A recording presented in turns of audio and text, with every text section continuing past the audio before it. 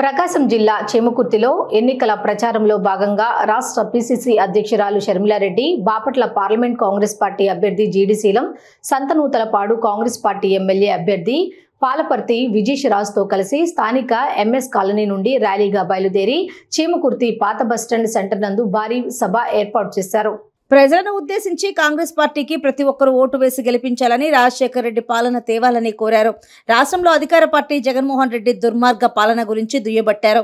ఈ కార్యక్రమంలో మాజీ ఎమ్మెల్యే పాలపర్తి డేవిడ్ రాజు, సొంతనూతలపాడు కాంగ్రెస్ పార్టీ ఇన్ఛార్జి తుమ్మల సుబ్బారావు, వేల్పుల వెంకటేశ్వర్లు, మద్ది వెంకటేశ్వర్లు మరియు కాంగ్రెస్ పార్టీ నాయకులు, అభిమానులు పాల్గొన్నారు. అయ్యా జగన్మోహన్ రెడ్డి గారు వాగ్దానాలను ఎక్కడ నిలబెట్టుకున్నారు అంటే అదిగో మద్య షాపులు అన్ని నిలబెట్టుకున్నామన్నట్టుగా ఉంది. వాళ్ళు ఏది అమ్ముతే అదే తాగాలట, వాళ్ళు ఎంత కమ్ముతే అంతకే కొనాలట. ఇది ఎక్కడి జోష్యం, ఇది ఎక్కడి విడ్డూరం?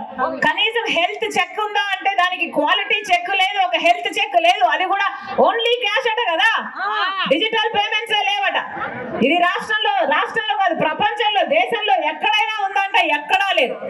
అసలు ఎంత అమ్ముతున్నారు, స్టేట్ ట్యాక్స్ ఎంత, సెంట్రల్ ట్యాక్స్ ఎంత కడుతున్నారా లేదా, ఎక్సైజ్ డ్యూటీ ఎంత, ఏది లెక్క లేకుండా తయారైంది.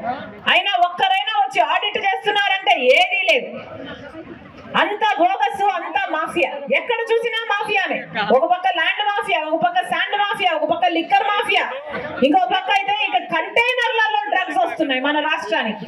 యథేచ్ఛగా ఎంత నమ్మకంగా కంటైనర్లలో వేల కేజీలు తెస్తున్నారు అంటే ఇంకా ఏమనాలి? మన బిడ్డల భవిష్యత్తు ఏం కావాలి?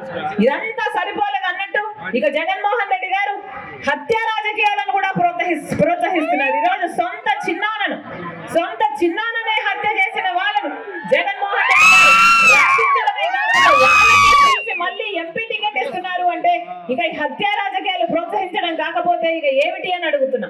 వీళ్ళ రాజశేఖర రెడ్డి గారి వారసులు ఆలోచన చేయండి.